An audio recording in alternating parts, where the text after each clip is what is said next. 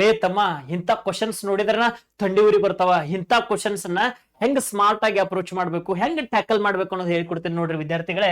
ಇಲ್ಲಿ ಏನೈತಪ್ಪ ಅಂತಂದ್ರೆ ಇದು ಸಿಂಪ್ಲಿಫಿಕೇಶನ್ ಮೇಲೆ ಬಂದಿರತಕ್ಕಂತ ಒಂದು ಕ್ವಶನ್, ಬಹಳ ಅದ್ಭುತವಾದಂತ ಕ್ವಶನ್. ಇದನ್ನ ಎಲ್ಲರೂ ಬಿಟ್ಬಿಟ್ಟು ಬಂದ್ಬಿಡ್ತಾರ. ಹಂಗ್ ಮಾಡಕ್ ಹೋಗ್ಬೇಡ್ರಿ. ಯಾಕಂದ್ರ 2 ಮಾರ್ಕ್ಸ್ ಅಥವಾ 1 ಮಾರ್ಕ್ಸ್ ನಿಂದ ಎಷ್ಟೋ ವಿದ್ಯಾರ್ಥಿಗಳು ಕಟಾಪ್ ದಿಂದ ಹೊರಗೆ ಬಿದ್ದಾರ.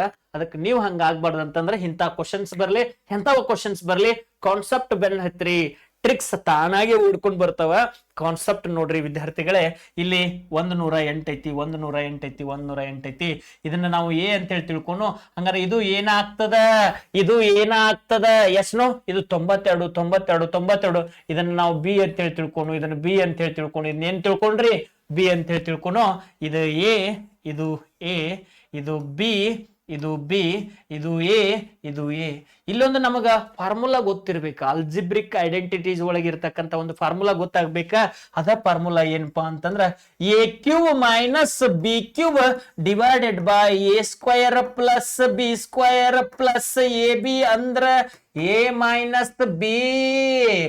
ಈ ಫಾರ್ಮುಲಾ ಗೊತ್ತಿರ್ತಂದ್ರ ತಾನ ಆನ್ಸರ್ ಬರ್ತದ.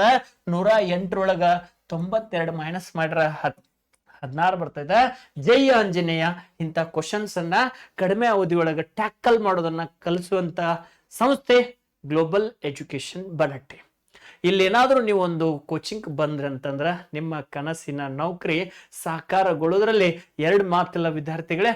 ಅದ್ಭುತವಾದಂತ ಟ್ರಿಕ್ಸ್ ಅನ್ನ ಪ್ರತಿ ಚಾಪ್ಟರ್ಗೂ, ಅದ್ಭುತವಾದಂತ ಕಾನ್ಸೆಪ್ಟ್ ಅನ್ನ ಪ್ರತಿ ಚಾಪ್ಟರ್ಗೂ ಹೇಳ್ಕೊಡ್ತದ.